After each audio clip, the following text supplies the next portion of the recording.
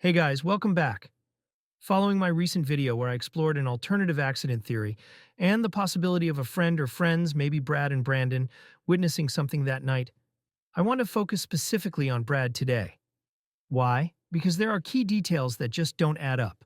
From reports, we know that Jay flew out with Lucy and Brad.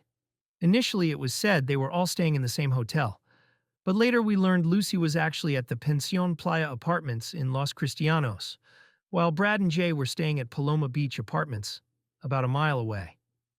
Given that, and the fact that Brad was Jay's best friend, it's fair to assume he was the person closest to Jay on this trip, day and night. Lucy initially said she left the festival early and had no idea what happened to Jay. Later, she changed her account, saying she found Jay at another club with Ayub, Rocky, and possibly Brad. In this later version, she and Brad apparently tried to get Jay to leave, but he wouldn't, so they left him there. Conveniently, this version removes Brad from the picture right before Jay's disappearance. On that Monday morning, we know Lucy was woken up by a call from Jay, and Jay also called Brad.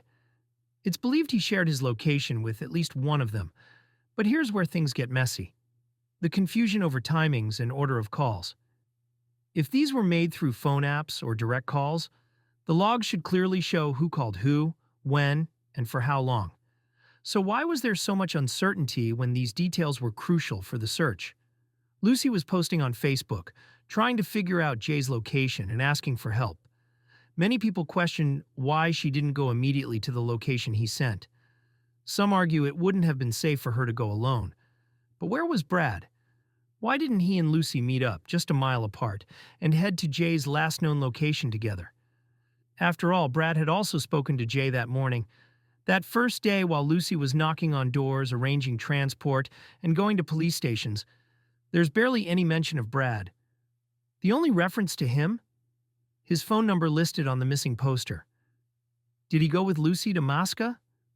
If so, why didn't they check the dirt track where Jay's phone last pinged before reporting him missing? If he didn't go, then where was he?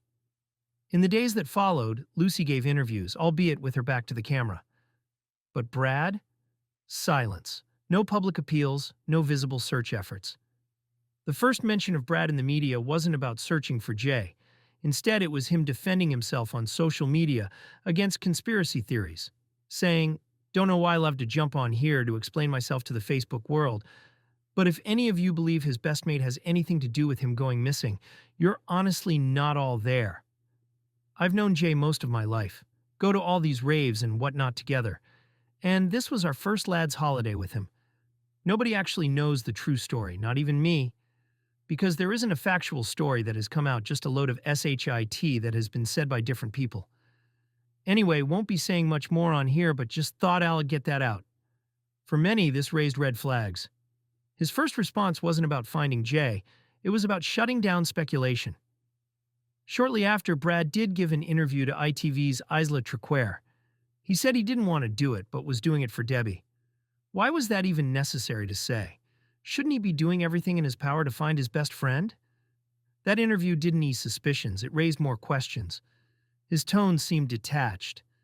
At one point, he even referred to Jay in the past tense, as if he believed Jay was already dead. So, in those crucial first 12 days, what was Brad actually doing? We saw footage of people searching, but the only time we saw Brad? Sitting on the roadside. So I leave you with this: where's Brad? Drop your thoughts in the comments. Let's keep the conversation going.